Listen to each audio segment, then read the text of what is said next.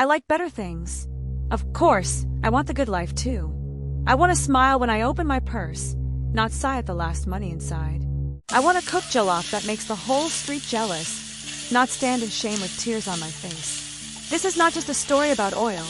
It is a story about how one choice can change everything, about how Ada, a woman like any of us, learned that not all blessings come in golden bottles. Once upon a time in the busy city of Aba, there lived a young woman called Ada. She was 26 years old, slim, with skin the color of fresh cocoa and eyes that sparkled when she laughed. She was hardworking, respectful, and carried herself with grace, even though life was not easy for her. Ada worked in a small boutique where she sold clothes and shoes. Every morning, she left her tiny one-room apartment with her neat handbag and a smile on her face. But inside her heart, worries lived. Prices of food kept rising in ABA, and her small salary could barely feed her. At the end of each month, Ada would count her money and sigh. Still, Ada believed in hope. She told herself, "One day I will make it. One day I will rest, and Mama will rest too." Her joy in life came from two people. First was her mother, Mimar, who stayed in the village and always prayed for her. Second was her boyfriend, Chibu, a gentle young man who worked as a phone repairer. Chibu loved Ada deeply, and Ada loved him too. When they were together, she forgot her troubles. But troubles, like shadows, do not leave easily. One hot afternoon, Ada sat on the edge of her small bed.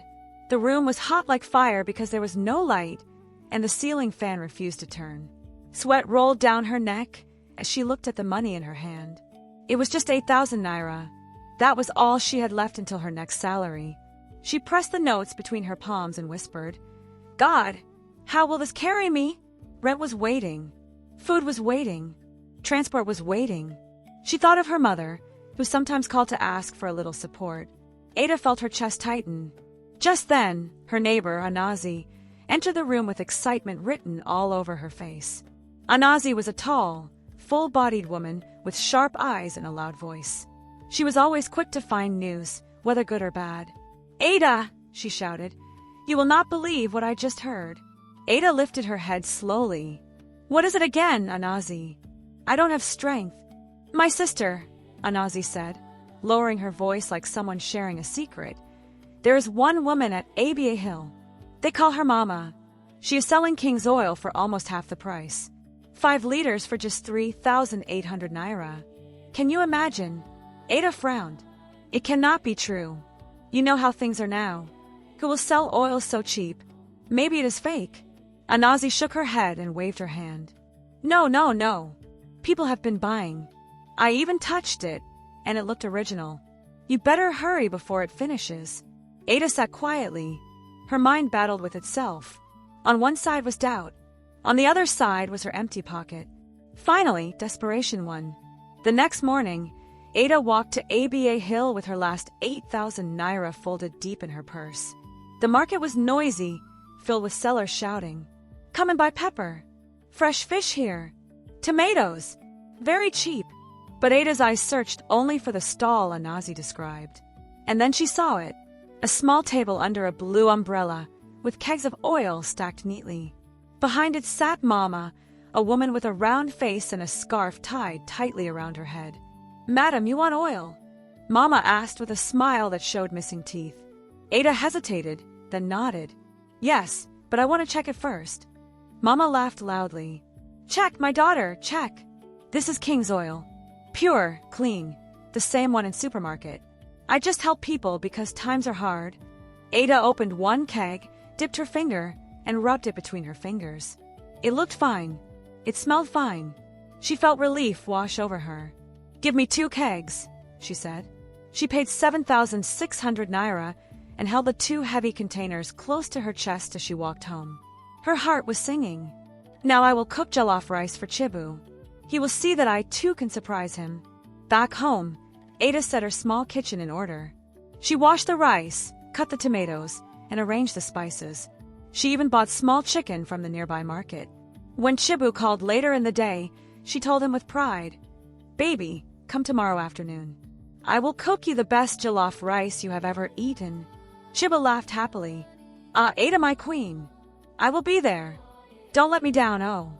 Ada smiled after the call, her eyes shining with love. She imagined Chibu eating and praising her. She imagined neighbors smelling the aroma and envying her.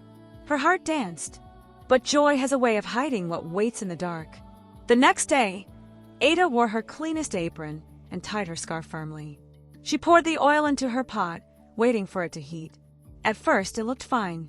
Golden, shiny, beautiful. Then, psssssshhhhh, the oil began to spit like angry fire. Foam rose quickly to the top, and beneath the thin golden layer, Ada saw something that froze her heart, water. Before she could react, the hot oil jumped out of the pot and landed on her arm. "Oh!" she screamed, dropping the spoon. She grabbed her arm as pain shot through her skin. The pot shook, and the kitchen filled with smoke. Neighbors rushed in. "Ada, what happened?" When they saw the foaming oil, the shouts began. "It is fake oil!" "Ha! I bought the same thing yesterday. See my money wasted." One boy, standing at the door, pointed and laughed. "Auntie Ada, you too fall for Mama's trick?" "Chai, shame!" Ada's face burned more than her arm. Tears gathered in her eyes. Just at that moment, Chibu arrived, carrying a smile and expecting the promised meal. What he met was chaos. Ada stood there, her kitchen in smoke, her arm burning, her heart broken, and her neighbors mocking her. The 2 kegs of oil that looked like blessing had turned to curse. And now Chibu had walked in to see her shame. Chibu stood at the door, frozen. He had come expecting the sweet smell of jollof rice, but instead he met smoke, neighbors shouting, Ada crying, and a pot of foaming oil spitting like a wild animal. "Ada, what happened?" He rushed forward, grabbing her arm gently. "You are burned." Ada covered her face, ashamed. "It was the oil." "Chibu, the oil betrayed me. I bought it cheap. They said it was king's oil, but see what it has done." Chibu's eyes darkened. He looked around at the neighbors gathered. Some shook their heads. Others laughed quietly, enjoying the drama. One old woman clicked her tongue. "This is what happens when you look for cheap things. Ada, you should have known better." Her words pierced Ada's heart like a knife. She wanted the ground to open and swallow her. By evening, the whole compound was buzzing. Children were singing a mocking song. "Ada bought fake oil, Ada bought fake oil." Neighbors whispered in corners. Some pretended to pity her, but Ada could see the laughter in their eyes. Even Anazi, the one who told her about the oil, looked worried. "Ada, I am sorry," Anazi said that night. "I too bought 2 kegs. My stew almost spoiled. We have been cheated." Ada's anger rose. "Then why did you push me to buy it? Why did you swear it was original?" Anazi lifted her hands. "I was also fooled, but we cannot just sit here. We must go back to Aba Hill. That woman must answer to us." Others who had also bought the oil gathered in the corridor. Some shouted in agreement, others cursed Mama, the seller. Ada sat quietly, her arm still throbbing from the burn. Shame and anger battled inside her chest. She wanted to forget the whole thing, but her heart refused. "Tomorrow," she said finally, her voice low but firm, "we go to the market." The next morning, a group of tenants from the compound set out for Aba Hill. Ada walked in front, her face hard, her purse empty. Behind her were Anazi and others, carrying their useless kegs of oil. The market was already alive when they arrived. Sellers were shouting prices, buyers were bargaining, children were running around. But when the group marched in, their voices cut through the noise. "Where is Mama?" one man shouted. "Thief!" a woman cried, shaking her empty keg. People turned to look. Curious faces gathered. By the time they reached Mama's stall, a large crowd had formed. Mama sat under her umbrella, counting money with a sly smile. When she saw Ada and the others, her face changed. "Aha, my children, you are back," she said nervously. "What is the matter?" Ada stepped forward, holding up her bandaged arm. Her voice trembled with anger. "You sold us fake oil. Look at my arm. Look at my money wasted. Do you know the shame you have caused me?" The crowd roared. Some shouted, "Refund their money." Others cursed loudly. Mama shook her head, pretending innocence. No, I did not cheat anyone. Maybe you cooked it wrongly." "My oil is good," Anazi shouted. "Liar. When the oil hits fire, it spits water. We all saw it. Give us back our money." The crowd grew restless. Some pushed forward. A man grabbed one of the kegs and shook it. Water sloshed inside, thin oil floating on top. He raised it for everyone to see. "Look," he cried. "This is fraud." Mama's face turned pale. She tried to gather her things, but the crowd blocked her. Suddenly, a man pushed through the crowd. He wore simple clothes, but his voice carried authority. "Everybody calm down," he shouted. The noise died slowly. The man pulled out a small badge from his pocket. "I am an officer. We have been tracking this case for weeks." Whispers ran through the crowd. "Officer? Undercover." The officer turned to Mama. "Madam, we know what you have been doing. Mixing industrial oil with water and selling it as cooking oil. Speak the truth now before it gets worse." Mama's lips trembled. She looked around, trapped. The crowd's eyes burned into her. Finally, she broke down. Yes, I did it," she cried. "But I am not the only one. There is a man, they call him Chief Dollar Oil. He is the one supplying us. He moves from market to market. I only sell what he gives me." The crowd gasped. Ada felt her knees weaken. So it was bigger than just Mama. It was a whole network. She remembered her last 8,000 naira and wanted to scream. The officer raised his hand. "We will catch Chief Dollar Oil. But listen carefully, these sellers do not work blindly. Someone in your compound gave information. Someone told Mama about your struggles, about your hunger, about your complaints. That is how she knew where to strike." The crowd murmured in confusion. Ada froze. "Someone in our compound," she whispered. The officer nodded. "Yes, we already have a name. And the truth will shock you." Ada's chest pounded. She looked at Anazi, at the others, at the crowd. Her heart whispered, "Who among us betrayed us?" The market was in uproar. Mama had confessed. A bigger criminal, Chief Dollar Oil, was out there. And worse still, the officer's words hung like a storm cloud. Someone in Ada's own compound had betrayed them. The people waited for the name. Ada's heart raced. Trust began to die, replaced with fear and suspicion. The market held its breath. Ada's heart was beating fast, her palms sweaty. She felt as though time had stopped.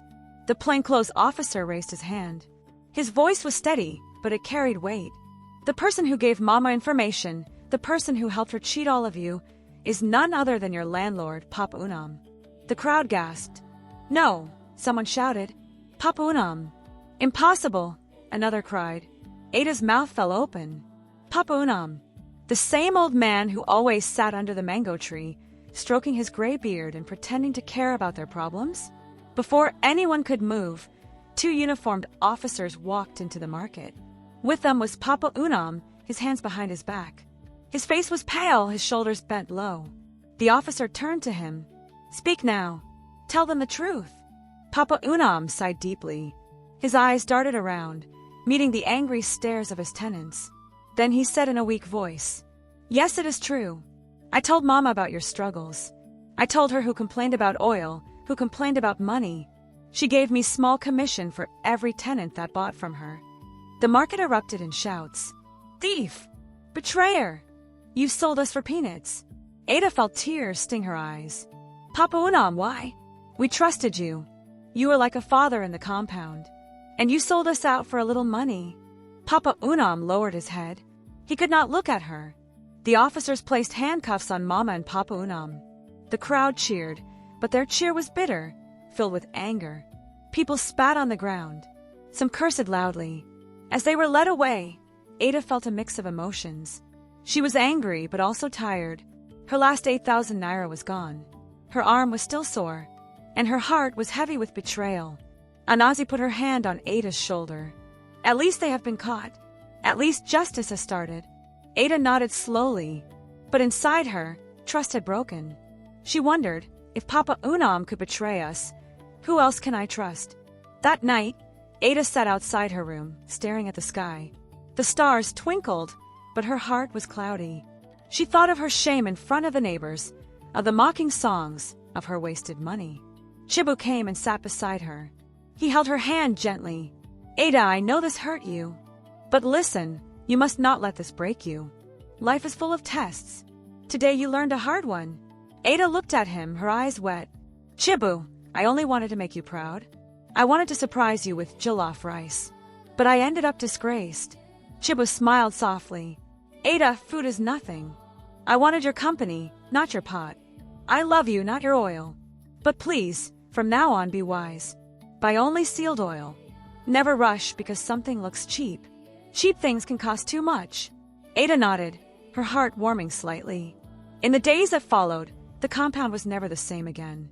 Tenants no longer greeted Papa Unam with respect. They spat when his name was mentioned. Children who once played under the mango tree avoided it. Neighbors who used to laugh together became suspicious. Every whisper felt like betrayal. Every smile felt false. Ada moved quietly, keeping to herself. She no longer joined in compound gossip. She learned to stretch her little salary carefully, avoiding shortcuts. One evening, as she washed her few clothes, Ada looked at her bandaged arm. It was healing slowly, but the mark would remain. She whispered to herself, "Let this scar remind me. I will never again fall for quick gains. I will work hard, wait patiently, and never trust blindly." Her words felt like a vow. Ada's story spread through ABA. People learned to be careful. Some laughed at her mistake, but many others took it as a warning. And the lesson was clear. Not everything that looks cheap is good. Some things that look like blessings may hide pain inside. Greed and shortcuts can bring shame. Patience and wisdom bring safety. Trust must be earned, not given too quickly. Even those close to you can betray you. Work hard, be wise, and never let greed blind your eyes. Cheap things can cost you more than money. They can cost you peace, trust, and even your happiness. If you have not subscribed to my channel, you might not hear my voice again, but if you are, then you are growing every day. Check my page for more interesting stories. Thanks for watching.